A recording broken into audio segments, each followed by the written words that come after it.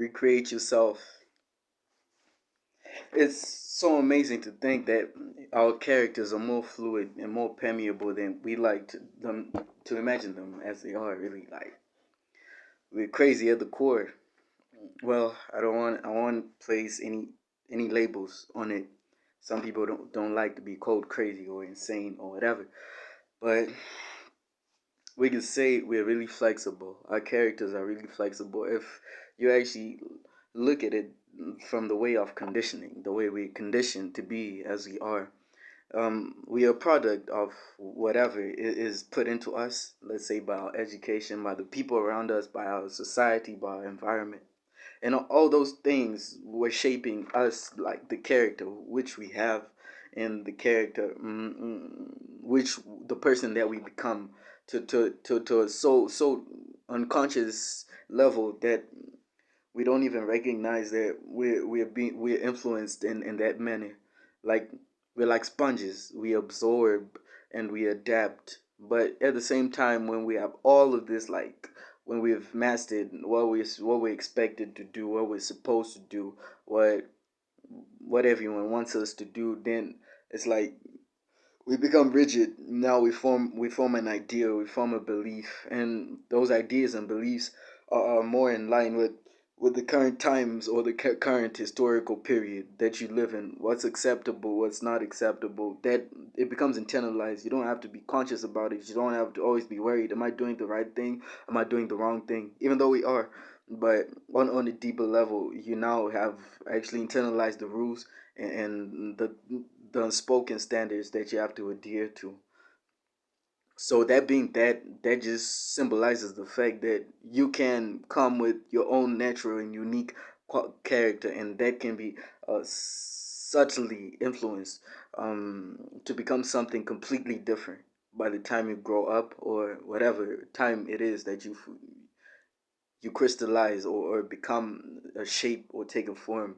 And this is a huge disadvantage to everyone, or anyone that's actually rigid. I mean, you can have single mindedness, but it's not really single mindedness, it's conformity.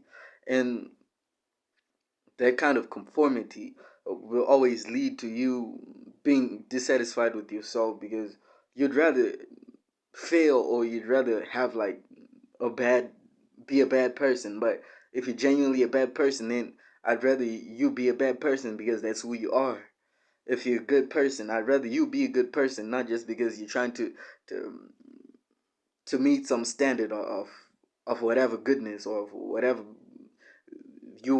people want to see in you. So that's what we become. We become like puppets to whoever made the rules. Who actually made the rules? You can create your own rules. You can create your own rules, especially with character. That freedom of mind, that freedom of thought, that you can actually be who you want to be. By being who you are, you don't know who you are. If you ask, you probably say, "Who am I?" And you go into a tunnel. You probably discover something. But in essence, that's the beauty of it. It being unknown, uncertain, which means you can be anything, anyone. You can play any role, any character that you want to play. Do you understand the profound nature of what that means? So, why play a simple role? Of course, yeah, okay, I don't want to go there. But in general, you have this whole person that you have. And this person goes through a lot, goes through things, thoughts, emotions, experiences, whatever. And you're never gonna experience the whole world. You're never gonna travel everywhere. You're never gonna be everywhere. You're never gonna do everything that you love. But your mind is essentially free to travel across time and space. And not everyone has the ability to actually um, use their minds for that kind of happiness or that kind of like exploration. Not a lot of people can explore their minds, even though it might be even one of the greatest journeys you can undergo, or one of the greatest explorations, even better than a private island, because now you can create anything in your mind. And that thing that which you create, you can experience it as you're experiencing it in real life. But the beauty of it is that you don't have to like go from place to place. You can just experience it inside of your head. But that means that you have to let go of whatever way that you're supposed to to think that you should think, and start thinking like, I want to create. I want to learn more about my mind. I want to learn more about. I want to explore my mind. I want to go on a journey out of time and space, out of my body, right? And most times you discover truths like healing, or maybe what else is it? Spiritualism. A lot of people discover truth in when they fish in their minds. And everyone has whatever they have a certain framework, or mindset which they bring to the table. And I'm saying you don't have to change or become a different person, because we all have our unique character and our unique inclinations. So as long as you're inclined, let's say you want to make a discovery, you can probably, you already have it inside of you, and just going inside and looking for it. And by that means that you're tapping into your own powers of creation. It all comes, but you need to really like practice it, practice bringing it out to the surface, so that you actually like gain the insight on how exactly is it that I think, or how exactly is it that I am this way. How does the mind work? How does my mind work? So just becoming deeply into your mind. Most people might go crazy, and a lot of people will. But you can't have war without a few casualties, right?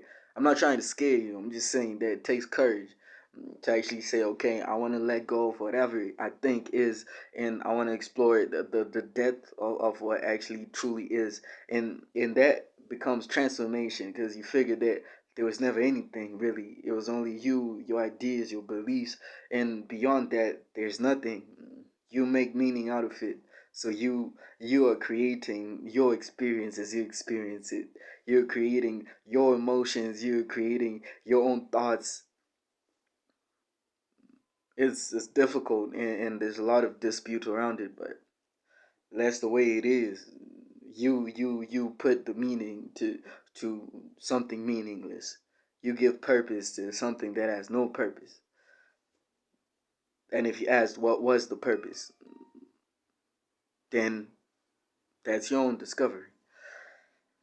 But in essence, you can be anything. You can make yourself into anything. Just like clay, build it up, shape it up into whatever you want to be. Love.